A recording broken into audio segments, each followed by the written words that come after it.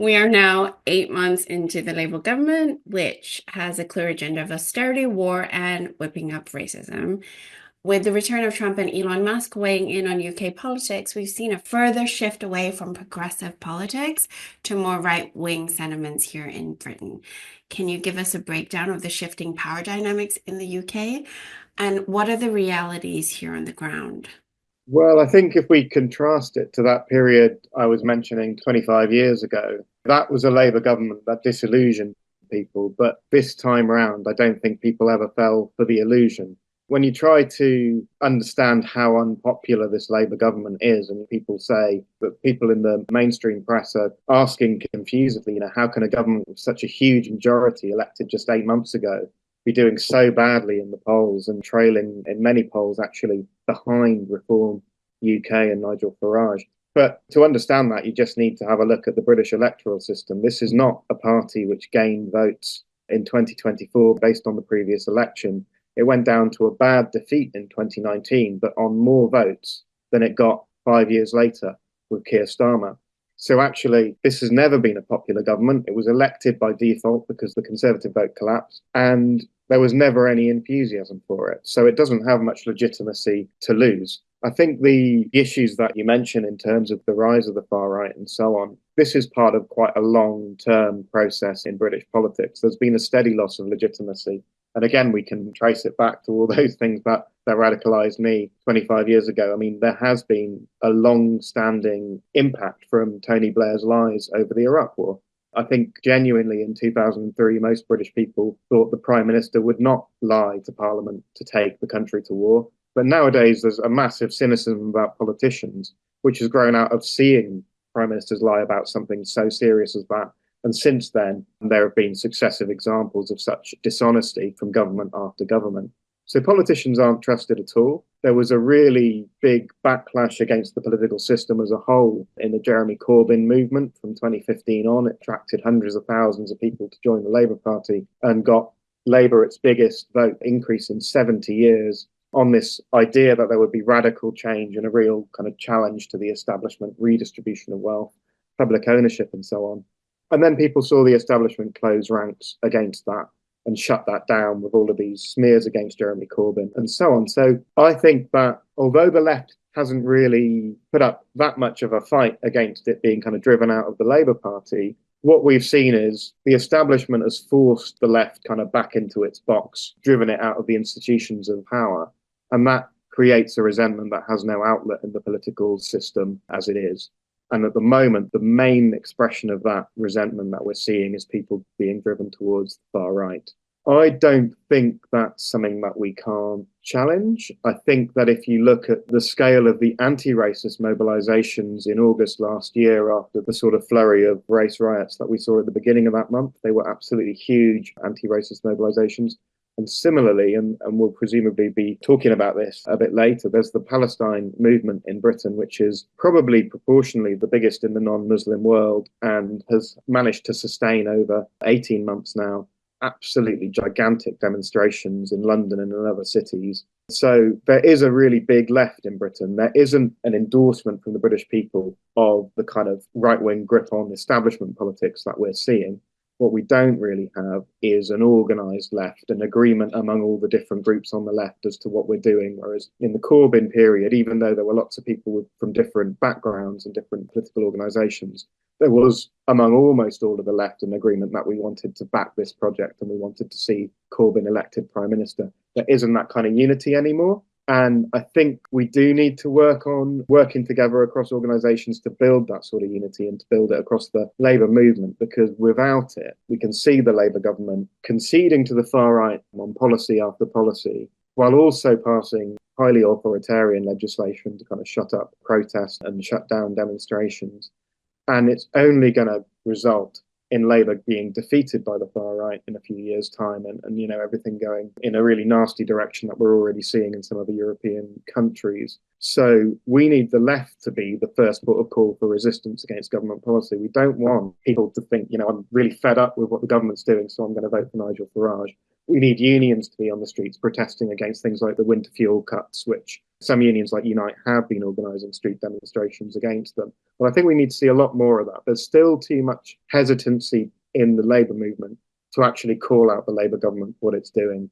And I think that actually it's a misguided loyalty because it doesn't help the Labour Party. It will end up driving people into the arms of the far right. Absolutely. Moving on in terms of the war agenda as well. I mean, in the mainstream media, it's been reported that Keir Starmer is to host a second leaders' meeting of the so-called Coalition of the Willing, and he's pushing ahead with plans for British, French, and other troops to be sent to Ukraine as so-called peacekeepers.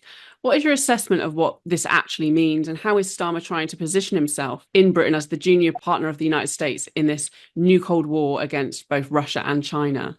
Well, I think firstly, we should not underestimate how dangerous what Keir Starmer is doing is. I think there's a kind of a myth that's promulgated by war hawks in Parliament and across much of the Western media that we didn't deter Russia enough. We didn't build up enough military kind of power to intimidate Russia.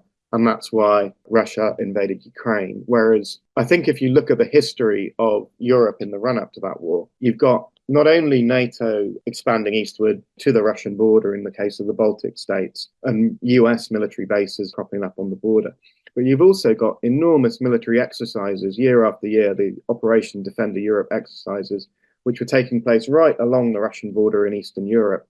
And those exercises were actually described by a Ukrainian government official a couple of years before the invasion as a rehearsal for the war with Russia. So actually, we need to see that arms races and military buildups provoke wars. They don't deter war. We've seen so many examples in history where this idea will build up a massive military, and I think there's a famous Blackadder sketch about it in terms of the First World War. The most likely outcome of that is military conflict. And so we should be absolutely opposed to any military deployment of NATO troops to Ukraine, even though the United States is saying at the moment they wouldn't be part of a NATO mission, which in some respects would put British troops in a particularly vulnerable position if they were deployed to Ukraine. So I do think we need to oppose it, but there's a part of me which thinks it's quite unlikely to happen. I think a lot depends on exactly what the US gain is here. If the United States is simply sick of bankrolling the war and wants Europe to pay for it instead, then there is a chance that Trump will endorse some kind of European deployment in Ukraine. But if he wants a wider deal with Russia, then I don't think that's very likely because we know that Russia is not going to accept the idea of British and French troops in Ukraine. So if the US wants to strike a deal, it's not going to be a deal that involves those troops. We know that Keir Starmer himself admits you need a US backstop is the phrase he keeps using to make that deployment possible. Now, I think a lot of people understand that as saying, well, the United States would ride into the rescue if those soldiers were attacked, and that's something that Washington has ruled out. But I think it actually is a much deeper question than that. I think that British military in particular, I think it's true of most European militaries, but the British in particular, has not fought a war without the United States for a very, very long time. It tends to go into wars as a part of a US-led larger force, and I'm not sure that it really has the capacity to operate that effectively independently. And as we've seen in Ukraine over the last couple of weeks, a whole range of modern military tech doesn't work if it's supplied by the United States and they decide to shut off the satellite support, the intelligence support, and so on. It becomes unusable. And that's a problem that most of these European armies are likely to face as well. So I think the risk is very high and it needs to be opposed for that reason. But the most likely outcome is probably not an Anglo-French deployment to Ukraine. If Trump wants a wider deal with Russia, which might involve minerals and resource deals in Russia, some Russian politicians have talked about that. It might involve trying to do some kind of deal over the exploitation of Arctic resources. And we know Trump's got his eyes on Greenland and Canada, partly because global warming is making it easier to consider exploiting mineral and fuel resources, which have been trapped under the ice cap up until now. So if he's doing some much bigger game, I don't think he's going to tolerate Britain and France getting in the way of that, and therefore that won't be a deployment. But what we will see is the argument for it being used to ramp up military spending in Britain, and that will come at the expense of other public spending, and we've already starting to see that. The original announcement was we're going to cut international aid to pay for this, but we're now seeing huge cuts being announced to social security payments, to payments to disabled people. Keir Starmer today has announced massive job cuts at NHS England. So there is this militaristic shift, which the hyping up the idea that the war can't end and we have to guarantee send troops to defend Ukraine and so on, that's being used as part of a wider jingoistic militaristic project. Yeah, certainly there's this maybe a superficial contradiction there because we know that Trump is encouraging increases in military spending. There is a lot of talk about the remilitarization of Europe, and Britain does seem to be leading the way in that. On Tuesday, 25th February, Starmer set out a commitment to increase spending on defense to 2.5% of GDP from April 2027, with an ambition to spend 3% of GDP on defense next Parliament. Can you expand a little? You talked about it a little bit in your last answer, but can you expand a little bit more, break down what is actually going on here, and talk a little bit more about what cuts we can be seeing in the next few years as this rolls out? Yeah, I mean, I think that it's going to be a really huge issue for the left and Labour movement in Britain and actually right across Europe, because there is, I think the phrase used in the Financial Times was that we need to shift from a welfare state model to a warfare state model, and that is going to be the ruling class project. So it will involve huge cuts to social security and public services in order to fund these larger militaries. And as you rightly point out, some on the liberal end of the spectrum in Britain who consider themselves to be opposed to Donald Trump and his politics are saying, well, we need to stand up to Trump by increasing military spending. But of course, it's exactly what Trump has demanded. So it is a concession to the United States in that way. Now, France and Germany, they've both talked about the idea of raising spending to be able to operate militarily independently of the United States. There are probably elements in the French and German ruling classes who are interested in a greater degree of independence. There's always been that slightly contradictory element to the European Union in terms of, on one level, it's an ally of the United States, and then on another level, it likes to think of itself as a rival to the United States in terms of economic power and so on. I think that's more real in France and Germany as an element of politics than it is in Britain. I don't think there's any serious push in Britain for operational independence from the United States. And we see, for example, if you were to take at its face value the comments from Pete Hegseth when he came to Europe, that the US faces problems on its own borders, it's got to retreat and prioritize the near abroad over the defense of Europe. Well, Britain could turn around and say, well, so do we. We're going to pull back the warships that we've sent to the Far East as part of US missions to kind of goad the Chinese in the South China Sea and so on. We could end our military cooperation agreement with Japan, which is again part of the encirclement of China, or we could withdraw from the AUKUS submarine pact, another element of the encirclement of China. But Britain has not announced anything. It's not announced any withdrawal from any of those projects to concentrate on what it says is an existential threat in Europe. So I think that what Britain's trying to do is convince the United States that it can pull its weight as a military partner.